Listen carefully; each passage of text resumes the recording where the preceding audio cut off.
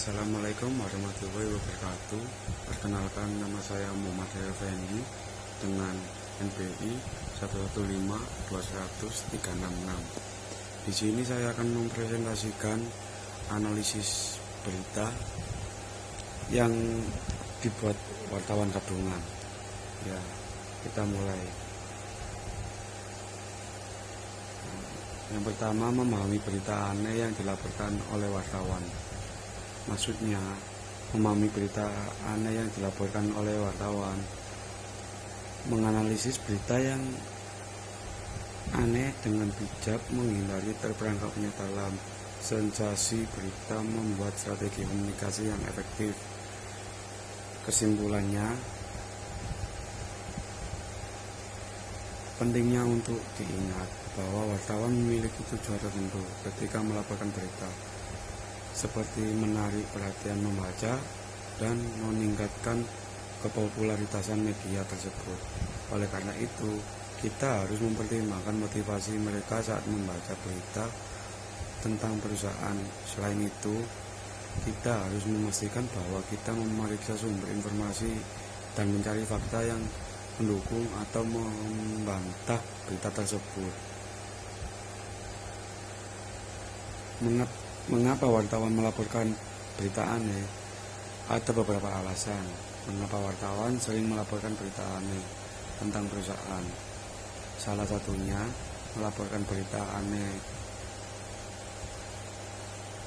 untuk menarik perhatian membaca dan meningkatkan popularitas media. Dengan melaporkan berita yang tidak biasa atau kontroversial, media dapat menarik lebih banyak pembaca dan meningkatkan jumlah pengunjung situs web mereka. Nah, jadi begitu ya teman-teman. Kita wartawan selalu melebih-lebihkan isi berita tersebut agar supaya menarik banyak pengunjung.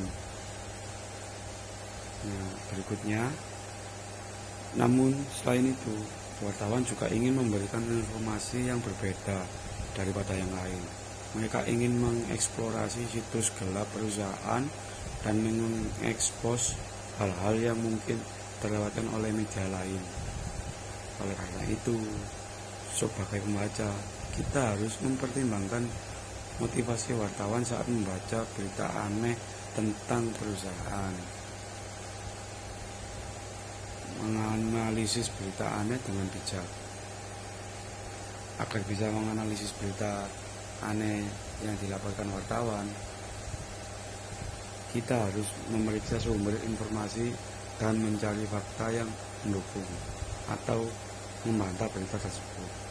Kita juga bisa mempertimbangkan apakah ada kepentingan tertentu yang mendorong wartawan untuk melaporkan berita tersebut.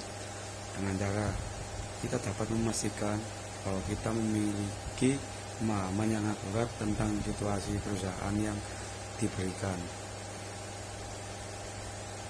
Nah, selain itu, pentingnya untuk menghindari terperangkap dalam sensasi berita. Sebagai pembaca, kita harus tetap fokus pada fakta yang relevan, dan pentingnya untuk perusahaan, kita juga mempertimbangkan dampak yang mungkin ditimbulkan oleh berita tersebut terhadap perusahaan dan bagaimana kita meresponnya dengan bijak.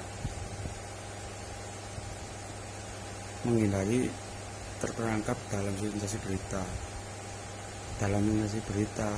Dan tetap fokus pada fakta-fakta yang relevan. Berarti kita juga harus mempertimbangkan dampak yang mungkin ditimbulkan oleh berita tersebut terhadap perubahan dan bagaimana kita bisa meresponnya. Membuat strategi yang komunikatif. Untuk merespon berita yang aneh yang dilaporkan wartawan, kita membuat strategi komunikasi yang efektif. Salah satu caranya, kita harus memberikan informasi yang jelas dan akurat tentang situasi perusahaan dengan menjelaskan tindakan yang diambil untuk mengatasi masalah tersebut. Selain itu, kita juga harus mempertimbangkan dampak yang mungkin ditimbulkan oleh berita tersebut terhadap perusahaan dengan bijak. Kesimpulannya, dalam memahami dan menganalisis berita yang dilaporkan wartawan tentang perusahaan. Kita harus memiliki sumber-sumber informasi dan mencari fakta yang sesuai dengan apa yang ada di lapangan. Selain itu, kita harus membaca strategi komunikasi yang efektif untuk merespon berita aneh yang dilaporkan oleh wartawan, termasuk dengan mengedepankan transparansi dan membuka dialog dengan media. Dengan cara ini, kita dapat memastikan bahwa kita memiliki pemahaman yang akurat tentang situasi yang diberitakan dan menjaga reputasi perusahaan. Sekian dari saya. Mohon maaf jika ada kesalahan kata-kata. Wassalamualaikum warahmatullahi wabarakatuh.